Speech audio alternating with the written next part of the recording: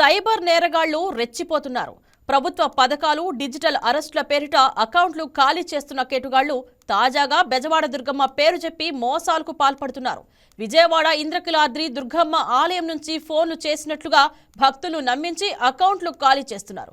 అమ్మవారి పట్టుచీరలో ఇంటికి పంపిస్తాం, మీ పేరు గోత్రనామాలతో పూజలు చేస్తామని భక్తులకు ఫోన్లు చేస్తున్నారు. భక్తులను నమ్మించి విరాళాల రూపంలో వసూళ్లకు యత్నిస్తున్నారు. ఈ విషయంపై పలువురు భక్తులు అధికారులకు ఫిర్యాదు చేశారు.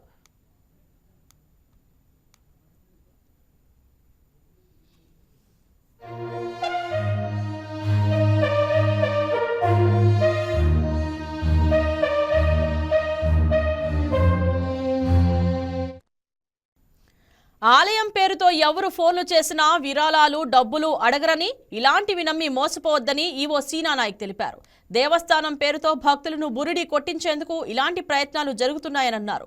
ఇవన్నీ సైబర్ నేరగాళ్లు చేస్తున్న ప్రయత్నాలుగా తాము గుర్తించినట్లు ఈవో సీనా నాయక్ తెలిపారు.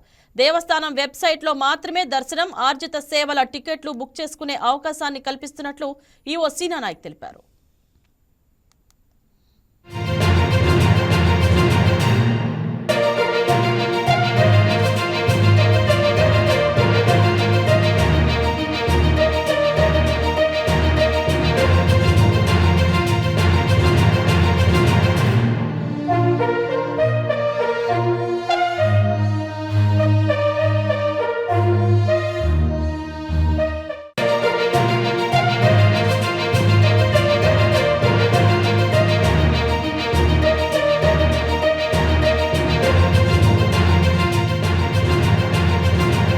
Please subscribe to YK TV Network. Please subscribe to YK TV. Please watch YK News. Don't forget to subscribe YK News channel